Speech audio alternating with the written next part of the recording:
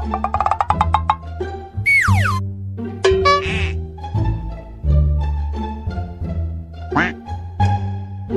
iya, lupa muka gue di mana ya? Assalamualaikum warahmatullahi wabarakatuh. Kami dari kelompok 3 ingin membahas tentang hari akhir menurut ilmu pengetahuan. Perkenalkan, nama saya Arya Prayoga. Dan perkenalkan, nama rekan saya bernama Eri Chandra, Gilang Adrian, Fikri Firdaus. Oh iya, langsung saja ke materi guys. Come back with me. Di sini saya Arya Prayoga ingin menjelaskan tentang hari kiamat menurut tinjauan ilmu pengetahuan. Oke, langsung saja ya. Hari akhir menurut ilmu pengetahuan dunia. Ilmu pengetahuan mencermati peristiwa hari akhir dengan menggunakan dalil akli, yaitu berdasarkan akal pikiran dan pembuktian secara ilmiah.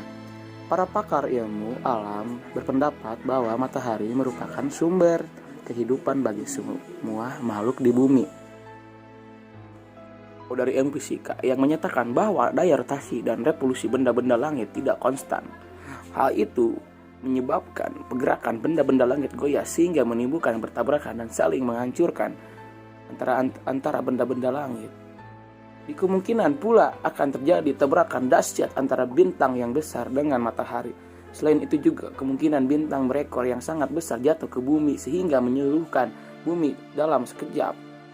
Dan tentang terjadinya hari kiamat menurut ilmu pengetahuan dibahas dalam beberapa teori. Pendapat tersebut sebagai berikut.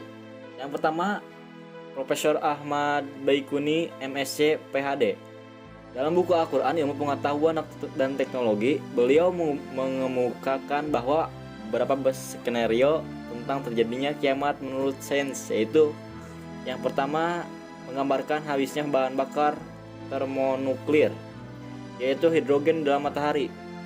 Yang kedua, menjadikan reaksi nuklir makin berkurang. Matahari akan menjadi dingin dan bumi akan membeku.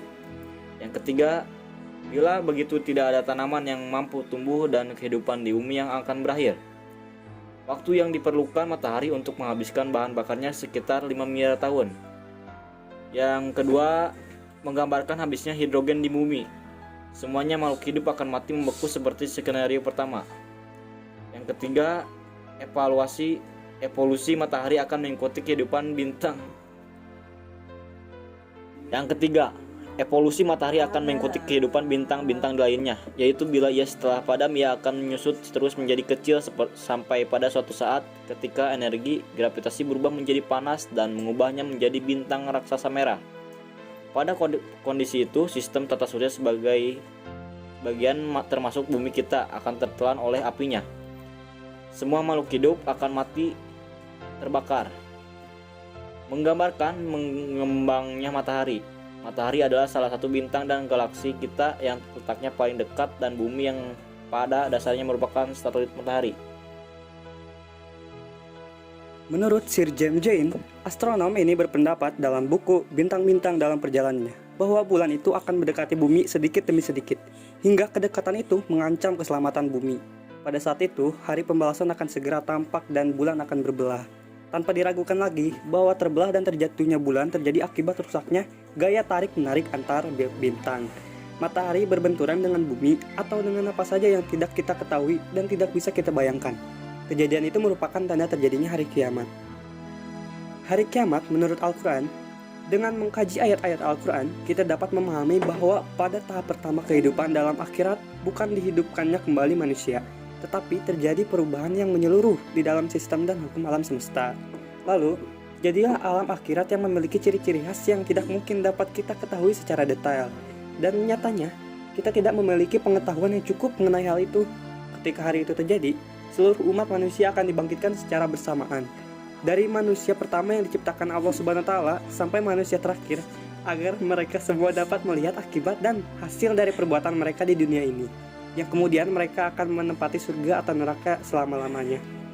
Ayat-ayat Al-Quran yang berhubungan dengan masalah ini banyak sekali, sementara pembahasan tentangnya memerlukan waktu dan tempat yang cukup. Untuk itu, pada kesempatan ini kami akan menjelaskan secara singkat. Menurut ilmu astronomi, kiamat adalah salah satu misteri ilahi yang terjaga kerahasiaannya. Dan saya yakin sampai diprediksi dan tidak bisa ditemukan dalam perspektif pandangan manapun. Ahli astronomi menjelaskan bahwa beredar di angkasa mengelilingi matahari. Peredaran ini berjalan rapi tanpa terjadi tabrakan dan benturan karena adanya daya tarik menarik tersebut tidak selamat utuh. Daya itu semakin lama semakin habis. Bisa kita bayangkan, seandainya suatu saat nanti keseimbangan itu tidak ada lagi, bumi akan meluncur dengan kekuatan yang mendahsyat, menubruk matahari. Dengan demikian, hancurlah bumi ini. Yang terakhir, menurut sains, hari kiamat juga disebut dengan hari akhir. Kiamat itu ada kiamat sugro yang bisa diartikan dengan kerusakan kecil dan ada